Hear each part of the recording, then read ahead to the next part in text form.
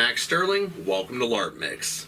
As All Hallows Eve draws closer, an ethereal wind drifts through the veil and across the worlds of LARP, carrying whispers of dark tales and secrets untold from their world to yours. These are Larptales From Beyond.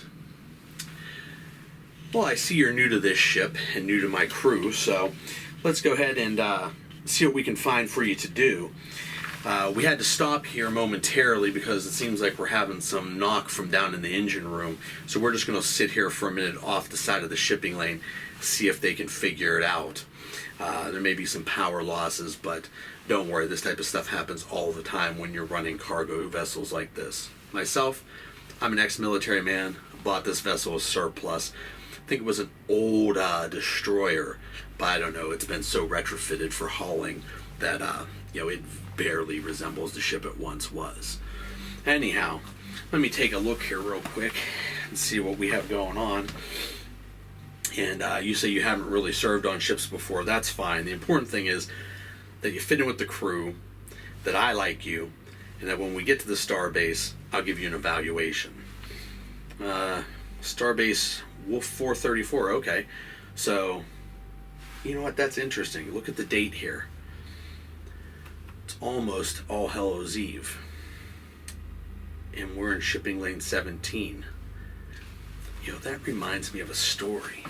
It's old sort of Earth tradition to tell scary stories around this time of year, and seeing as where we're located right now, and the fact that we're having engine problems and we're just sort of adrift, I think this is the perfect time to tell you a story and get to know me a little bit too.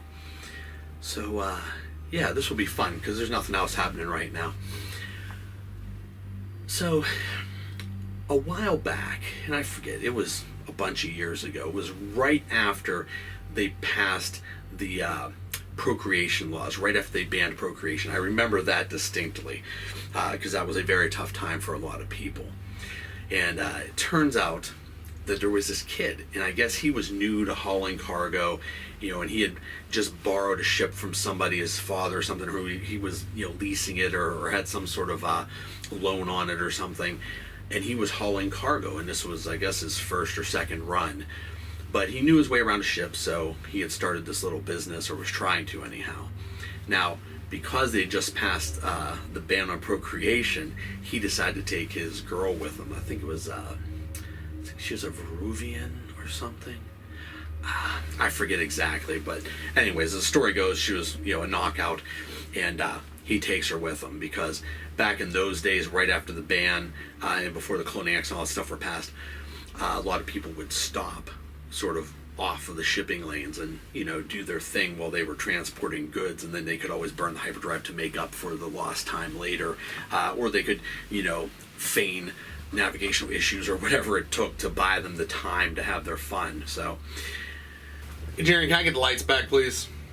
They're going, and I guess somewhere, well, I guess probably right along here, they stopped, and they called in some sort of distress issue with their ship and said that they would be here, for, maybe a day or two or whatever it took to fix it, and then that they would be coming into the base later with the cargo. So, as it goes, they're parked, they're doing their thing, and the girl starts to hear this scraping on the side of the ship. Now, the first thing that the boy says is, "Oh, don't worry about it. It's just space debris, or it's just junk from the shipping lane, probably brushing against us, or maybe like micro meteoroids or something, some sort of debris just hitting the hull. Don't worry about it. They're designed for that. It can handle it, and we have sensors and stuff that tell us if there's a problem." So they're continuing to make out, do their thing or whatever, procreate, and there it is again. This. And then a boom, a loud sort of metallic clunking sound on the side of their ship.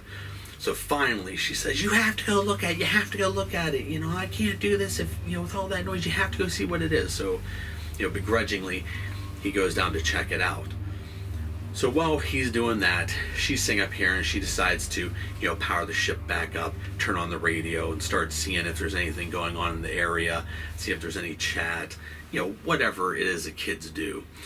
And she starts hearing a bunch of radio chatter about a special bulletin not stopping in the shipping lanes because there's been a lot of ships that have gone missing and a lot of incidents reported recently, and there's been service bulletins and stuff on it, but he never mentioned it before they left, so maybe he didn't read them since he was sort of new to the game, and maybe he didn't realize that you're not supposed to stop in the shipping lanes, or maybe he did realize, he just didn't care.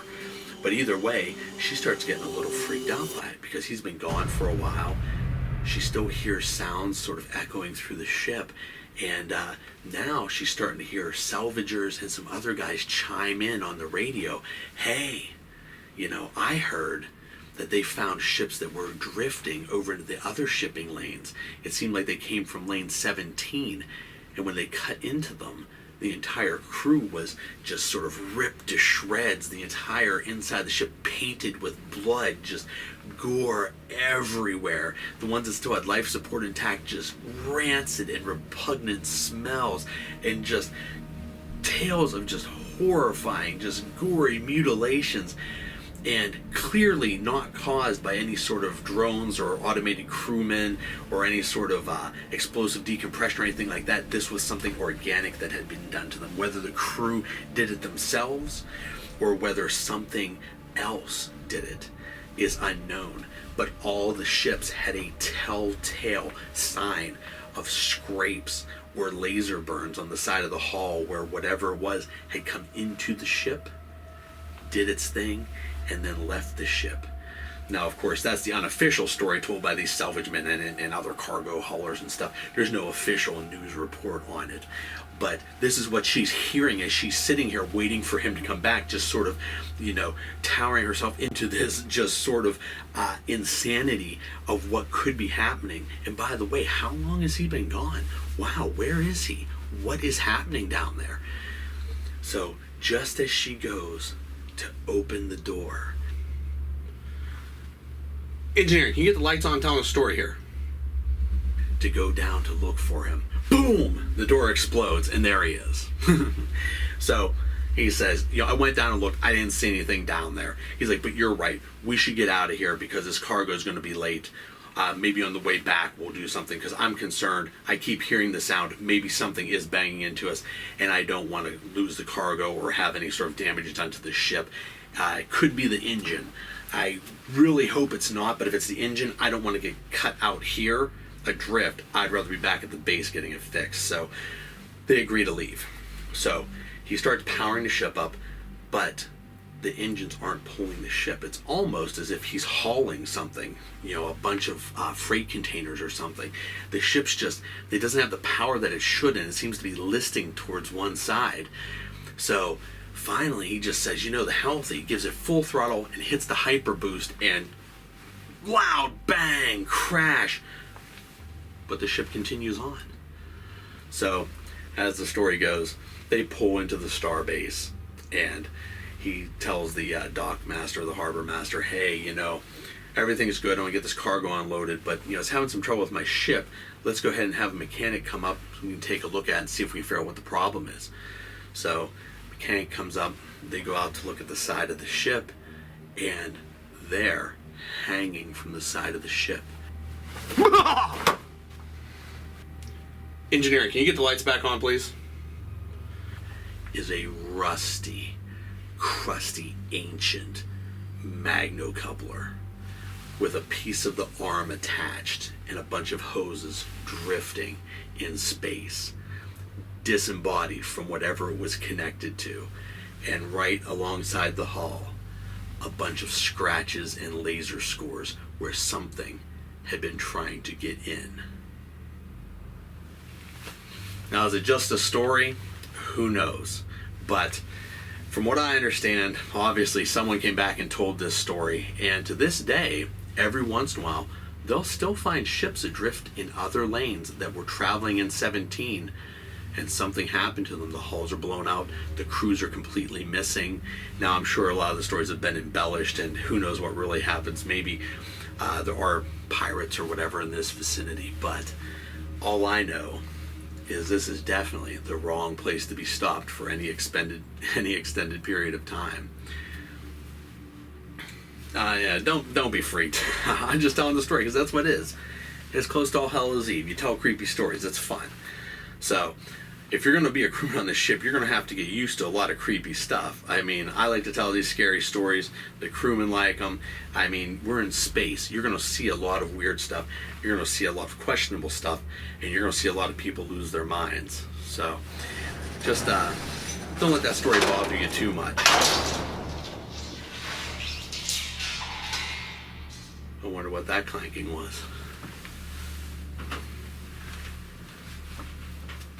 Hey, engineering. Hello, engineering. Engineering, pick up. Hey, guys. We just heard a loud clank.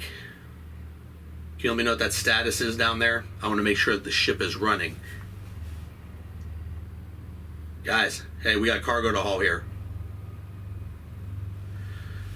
We might have to go down there and take a look.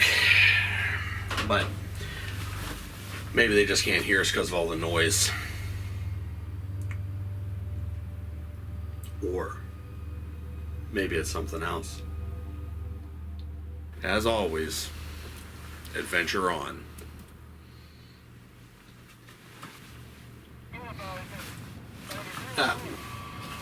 Oh, hey. Yeah.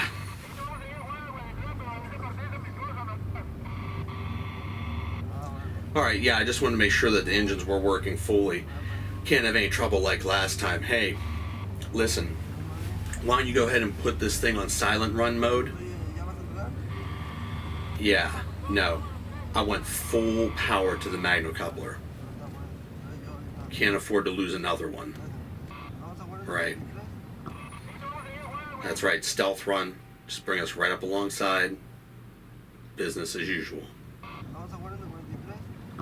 I'll see you down there.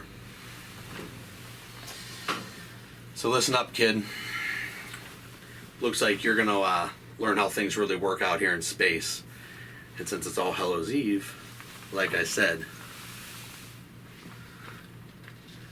there's some old traditions we like to keep alive on this ship. One of those is wearing costumes.